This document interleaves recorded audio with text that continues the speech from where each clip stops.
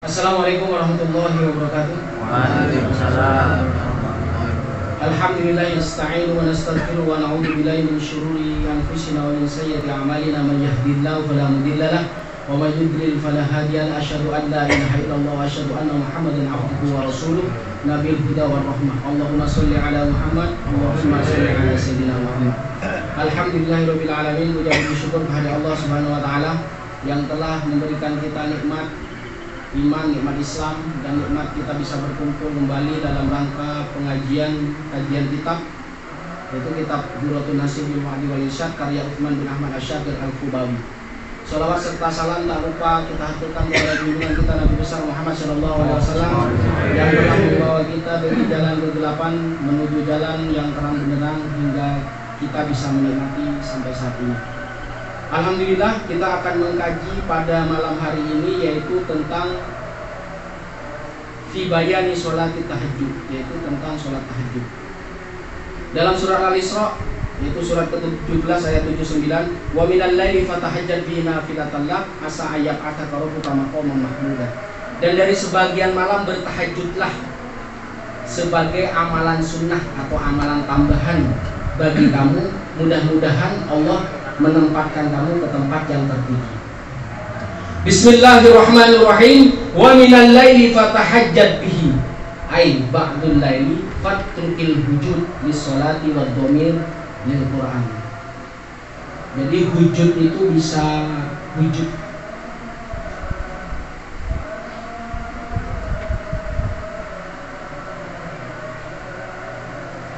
al-hujud itu bisa artinya bangun tidur, atau dia bisa sholat setelah bangun tidur. Atau di sini faturkil hujud, jadi tinggalkan tidurmu, maksudnya bangun. Untuk apa? Untuk sholat atau untuk membaca Quran. Nafilatan lak faridatan zaidatan. Jadi sesuatu yang hampir mendekati wajib, tetapi itu yang dianjurkan. Berarti sesuatu yang dianjurkan yang menjadi tambahan. Zaidatan lak. Lak ini maksudnya kepada Rasulullah Muhammad SAW. Ala sholatil mafrudah fadilatan lakalih isosin. Jadi bisa jadi dia sebagai sebuah karunia karena mengkhususkan. Berarti kalau sesuatu yang dianjurkan dan itu amalan sunnah, itu berarti nilai amaliyahnya sangat tinggi, meskipun itu bukan kewajiban. Wujubuha bika. Jadi Rasulullah SAW itu senantiasa bersolat tahajud, meskipun sholat tahajud itu bukan suatu yang wajib, tetapi Rasulullah senantiasa melakukan hampir setiap malam, sampai dia dianjurkan kepada umatnya untuk melakukan sholat tahajud. Berarti sholat tahajud itu sholat setelah bangun tidur di malam hari. Asa ayyab'atsaka rabbuka maqaman mahmuda, maqaman yahmaduhul qaim. Jadi sebuah makom itu bisa derajat, bisa posisi yang dipuji orang yang mengerjakannya, orang yang mendirikan sholat tahajud. Fihi wa kullaman arafa wa wajud telaku fi kulli maqamin. Jadi makom itu diberikan kepada orang yang mendirikan sholat tahajud. Ya tadhammanu karomah, itu bisa terdiri dari karomah atau kemuliaan. Berarti orang yang menjalankan sholat tahajud, dia dikasih karomah, kemudian ditempatkan ke tempat yang tertinggi. Wal masyhur annahu maqam syafa'ah. Jadi yang terkenal, yang masyhur itu maqam syafa'ah. Jadi maqam untuk dapat rekomendasi. Bisa jadi maqam dapat rekomendasi kemudahan mendapatkan rezeki, kelancaran mendapatkan rezeki, bisa mempunyai posisi di masyarakat, mungkin punya posisi yang dihormati di masyarakat atau lainnya. Jadi maqam mahmudah Allah yang tahu rinciannya, kita yang membutuhkan itu. Wal maqam alladzi asfa'u fihi li ummati. Jadi maqam yang mungkin lebih potensial untuk mendapatkan syafaat bagi umatku. Li isy'ari bi anna nas yahmadunahu li qiyami. Bahkan manusia pun menganjurkan. Jadi bukan hanya Allah, Rasulullah, bahkan manusia pun ketika ada orang yang melaksanakan atau sering melaksanakan sholat tahajud, dia memujinya. Jadi bukan hanya Allah dan Rasulnya, manusia pun memujinya dan mendapat posisi, bahkan bisa jadi makom terpuji itu rizkinya lancar, sehingga ketika rizkinya lancar dia berbuat banyak kebaikan kepada orang lain, sehingga sama orang lain didoakan dan dipuji. Makom mahmud. Atau mungkin punya posisi pangkat jabatan yang dengan pangkat jabatan tersebut orang itu bisa mensyiarkan Islam lebih luas, yaitu bisa makom mahmudah. Wa minal laili muta'allaq atau muta'alliq.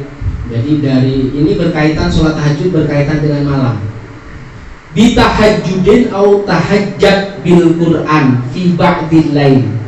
Jadi maksudnya dia itu sholat tahajud itu berkaitan dengan malam, bukan siang hari, bukan, tapi berkaitan dengan bangun tidur.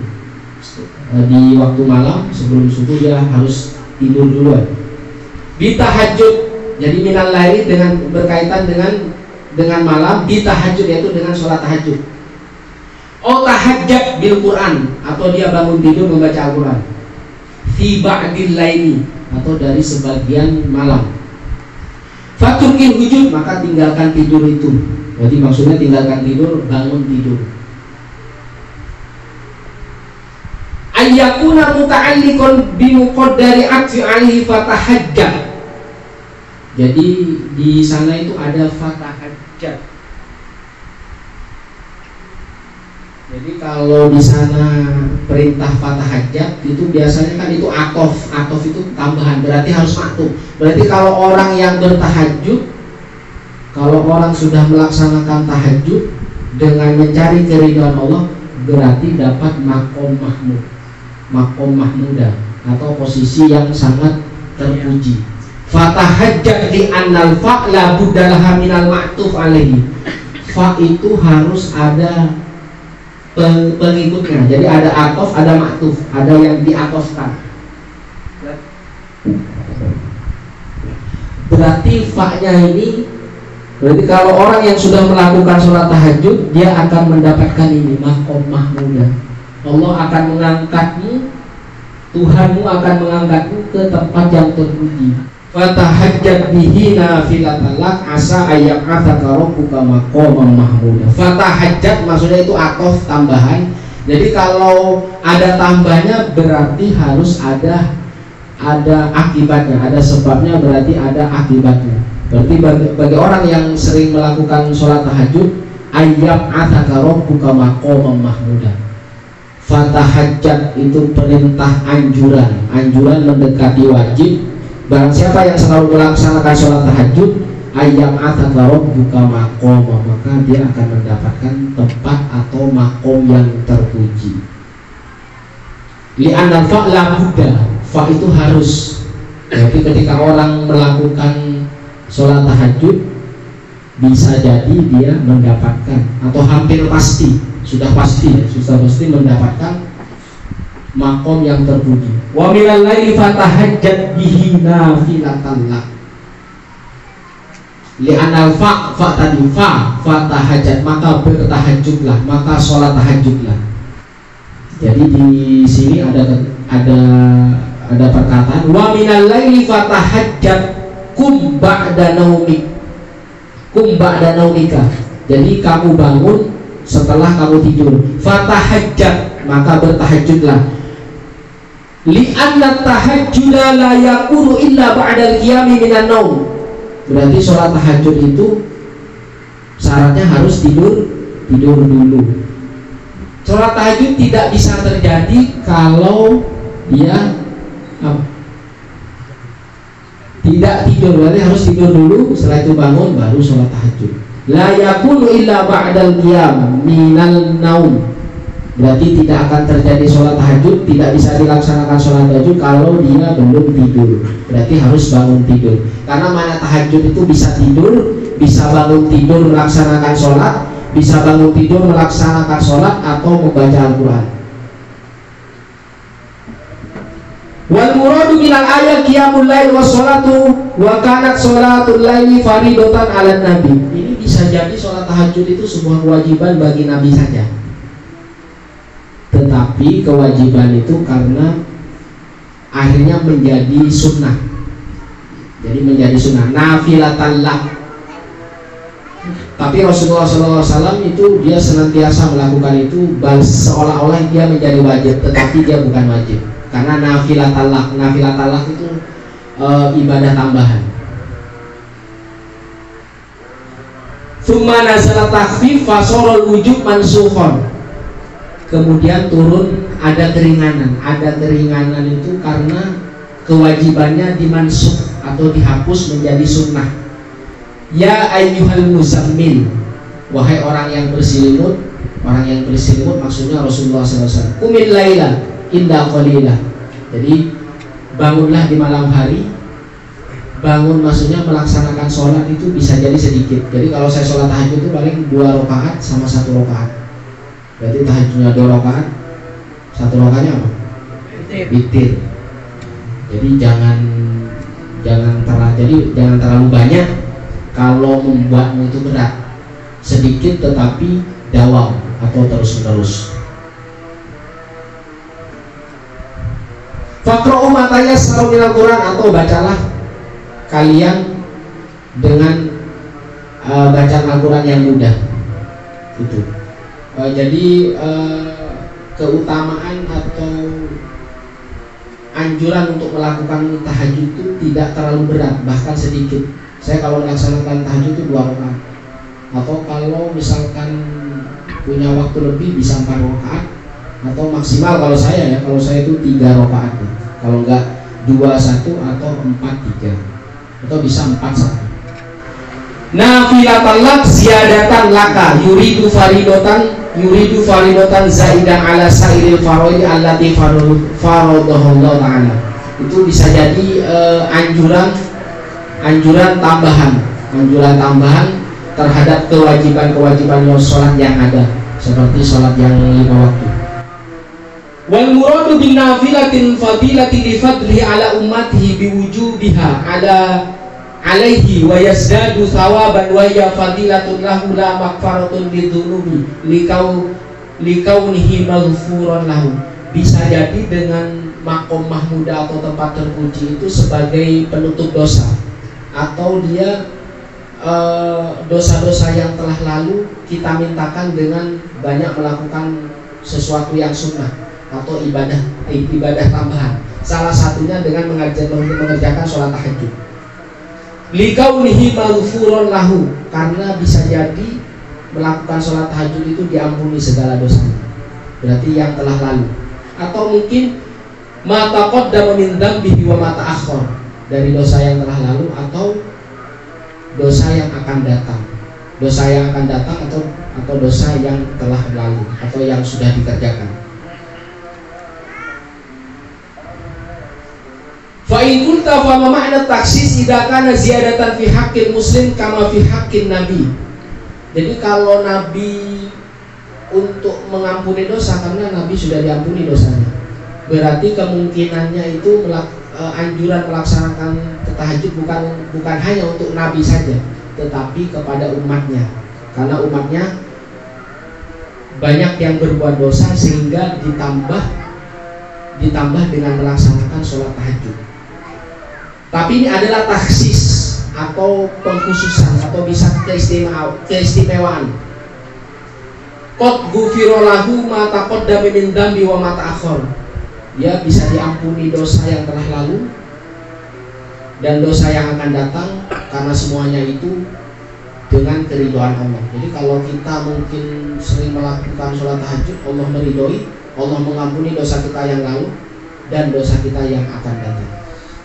Wa kana nafilatan lahu wa ziyadatan fi raf'id darajat al-'aliyah. Bisa jadi dengan sebab amalan tambahan, nafilatan sunnah atau tambahan ziyadatan, itu bisa mengangkat derajat yang tinggi. Jadi kalau Rasulullah sudah di posisi yang tinggi, nah tinggal umatnya.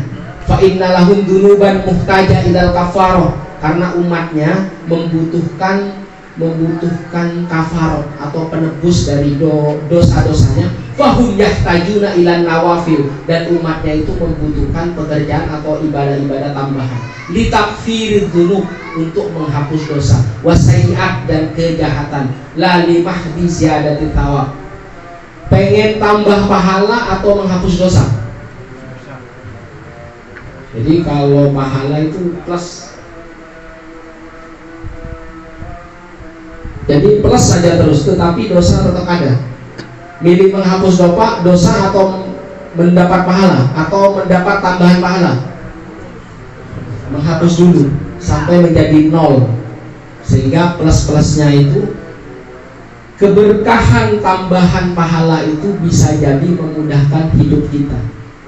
Jadi bukan kalau pahala hanya diganjar ketika di akhirat nanti. Bisa jadi berkah pahala yang kita lakukan berbuah manis kebahagiaan kita di dunia. Mau menghapus dosa yang dahulu apa tambahan pahala? Menghapus dosa dulu. Jadi kalau sudah dosanya nggak ada atau nihil, baru menambah pahala. Litakfirid dzunub wasaiat la limahdi ziyadati thawab. Jadi yang menjadi prioritas itu adalah menghapus dosa di masa lalu.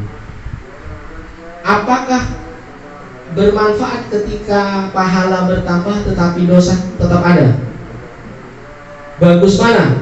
Pahala bertambah, dosa tetap ada, atau dosa sudah terhapus, pahala belum bertambah?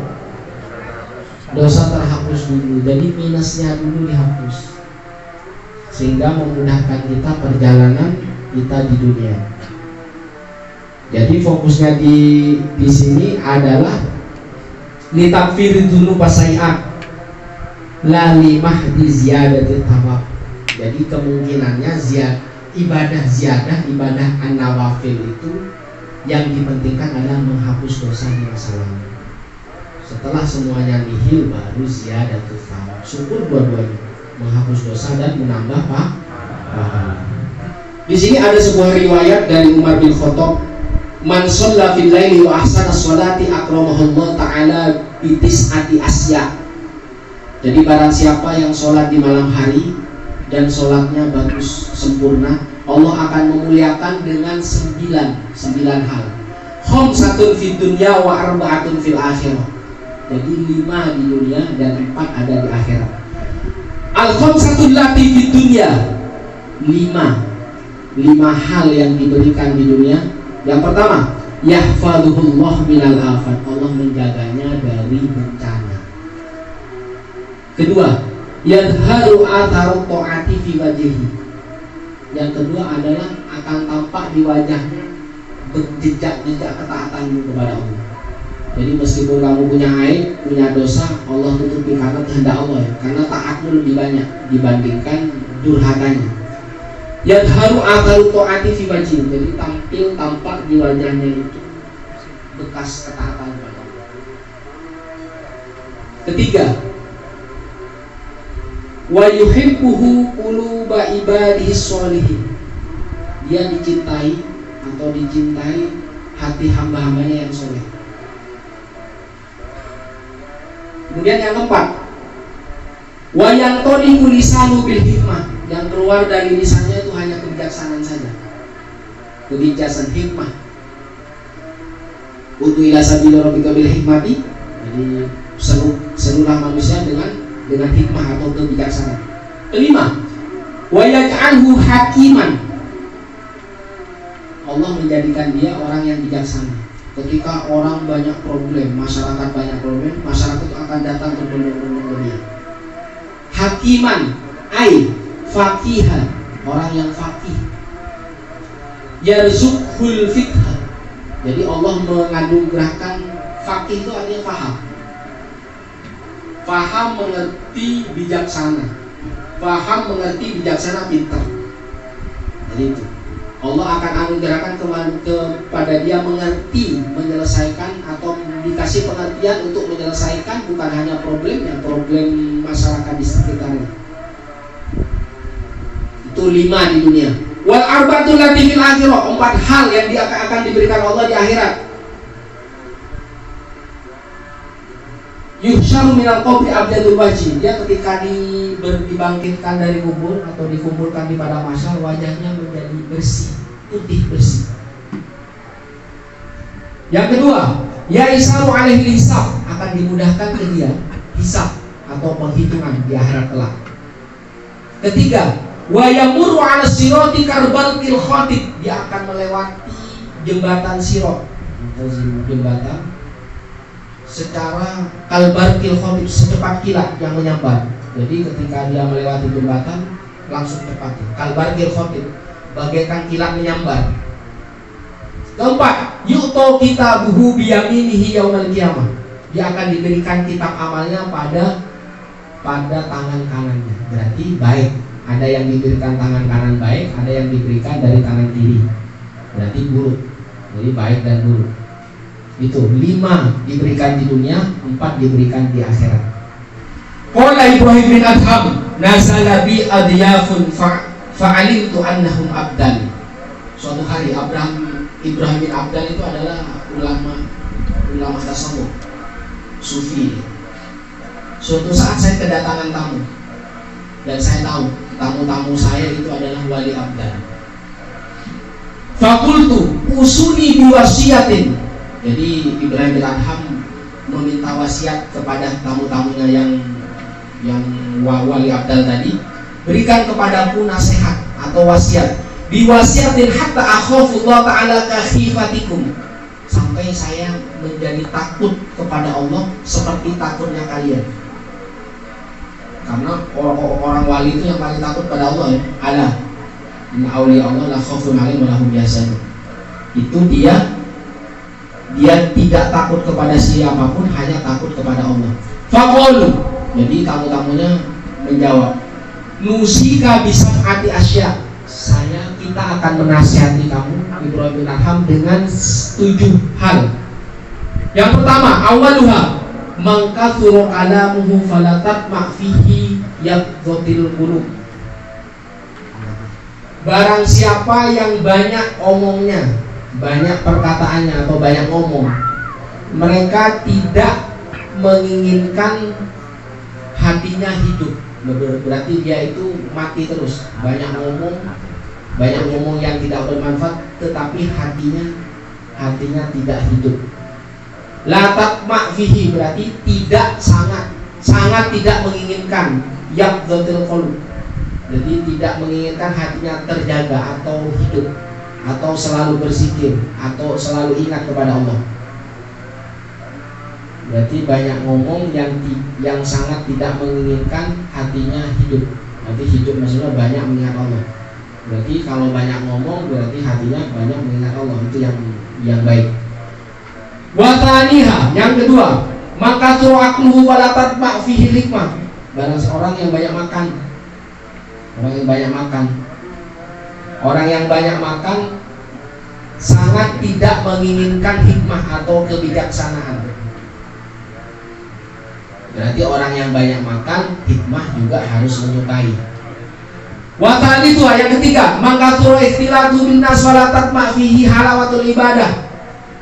Orang yang banyak bercampur atau berkumpul suka berkumpul, tetapi yang dilakukan tidak berguna. Banyak berkumpul dengan orang banyak, tapi tidak ada kegunaannya, tidak ada manfaatnya. Fala tatma fihi halawatul ibadah, dan dia sangat tidak menginginkan manisnya beribadah. Berarti kalau dia hanya berkumpul tidak ada manfaatnya, lebih baik memisahkan diri dan fokus ke ibadahnya. Tetapi kalau berkumpulnya bermanfaat, itu juga sama dengan beribadah kepada Allah. Jadi yang dimaksud di sini orang yang ikhtilat bin nas, orang yang berkumpul dengan manusia tetapi tidak ada manfaatnya, tidak ada kegunaannya. Yang keempat, warabiha man ahabbad dunya fala tatma fihi husnul khotimah. Barang siapa yang berlebihan mencintai dunia, dia sangat tidak menginginkan husnul khotimah. Jadi fokus ke cintanya saja kepada dunia, tidak memikirkan husnul khotimah. Yang baik cinta dunia, tetapi cinta kepada Allah juga. Suka, jadi cinta dunianya dipersembahkan kepada hal-hal yang berkaitan untuk meninggikan kalimat Allah. Itu juga sama. untuk meraih husnul khotimah dia. Wa khamiswa, dan kelima, makana jahilan falatat ma fi hayatul qalbi. Orang yang bodoh, mereka sangat tidak menginginkan hidupnya hati. Berarti harus pintar, harus mau menuntut ilmu, sehingga hatinya menjadi paham dan hidup karena dia mengerti. Wasadisuha, yang keenam, manikhtaro suhbatul zalim, dia memilih sahabat dari orang yang zalim. Falatat ma fi istiqomatuddin, dia sangat tidak menginginkan istiqomah dalam agamanya. Jadi milih teman yang selalu zalim, selalu berbuat jahat, dan dia tidak menginginkan istiqomah di agamanya. Jadi kalau pengen baik, kebalikan dari wasiat ini.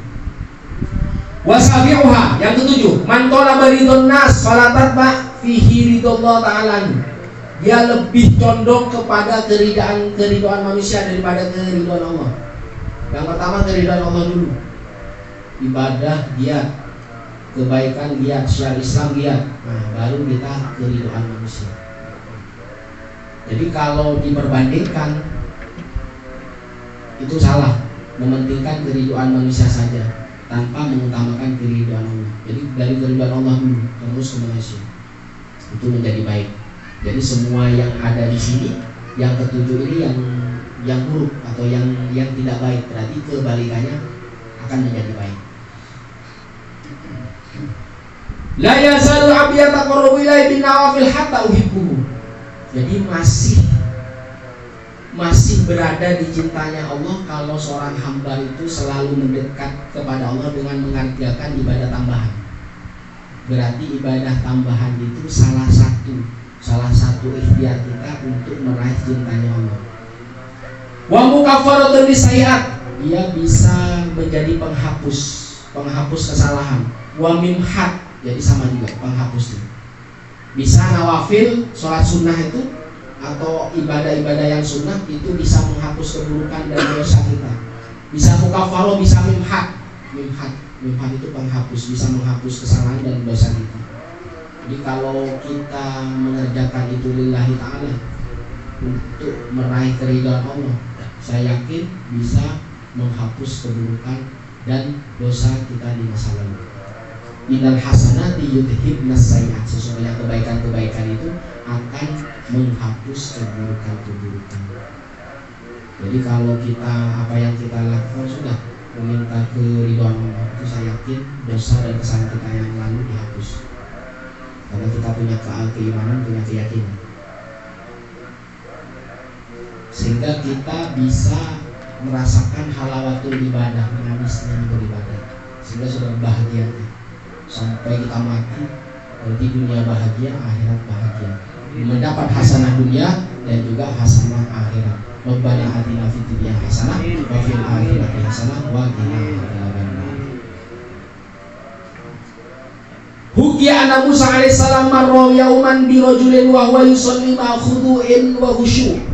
Jadi ini ada cerita. Nabi Musa berjalan, atau suatu hari Nabi Musa berjalan melalui seorang pria yang dia lagi sholat dengan khusyuk, bi khudu'in, dengan rendah hati dan khusyuk. Ya Rabbi, jadi Nabi Musa bertanya pada Allah, wahai Tuhanku, ma ahsana sholata, alangkah baiknya sholat pria itu. Qala Allah Ta'ala, ya Musa, Allah menjawab, wahai Musa, lau shalla fi kulli yaumin wa lailatin alfa rak'atin wa ataqa alfa raqabatin wa shalla ala alfi janazatin wa hajja alfa hijjatin wa ghaza alfa ghazwatin lam yanfa'hu hatta yu'addi zakata mali. Jadi Nabi Musa itu memuji seorang pria yang lagi sholatnya itu khusyuk. Dia bertanya kepada Allah, alangkah bagusnya sholat pria ini. Jadi akhirnya Allah menjawab, wahai Musa, kalau seseorang itu sholat setiap hari, setiap malam 1000 rakaat, dan juga dia membebaskan 1000 budak, wasalla ala alfi janazah, dan dia sampai sholat. Jadi kalau sholat jenazah itu apa hukumnya? Fardu kifayah, sampai sholat ke jenazah itu sampai 1000 rakaat. alfa janazatin sampai 1000 jenazah, wa hajja alfa hijjatin dan dia sampai berhaji 1000 kali, wa ghaza alfa ghazwatin dan dia berperang 1000 perang, tidak lam yanfa'u tidak akan bermanfaat sebelum dia melaksanakan zakat malnya, hatta yu'addi zakat mal. Jadi kewajiban itu bukan berarti menggugurkan kewajiban lain. Jadi kewajiban tetap dilakukan. Apalagi yang nawafil atau sunnah, amalan sunnah itu bukan lantas menggugurkan yang wajib. Menggugurkan dosa dan kesalahan masa lalu iya, tetapi harus bersandingan dengan kewajiban lain yang diperintahkan. Nanti yang disebutkan di atas kalau dia tidak melaksanakan zakat malnya, melakukan zakat. Hubbud dunya ra'su kulli khati'atin. Jadi cinta dunia pangkal pokok setiap kesalahan. Berarti kalau bisa hubbud dunya untuk ibadah. Jadi kalau hanya sebatas hubbud dunya itu alhaakumut takatsur. Jadi bisa celaka. Hanya dunia saja. Sampai dia menghalangi untuk membayar zakat. Wa mana zakah wa yunsha'u minhu bidunya, karena dia saking cintanya kepada dunia. Saya kira sampai di sini saja. Wallahu a'lam. Wassalamualaikum warahmatullahi wabarakatuh. Waalaikumsalam.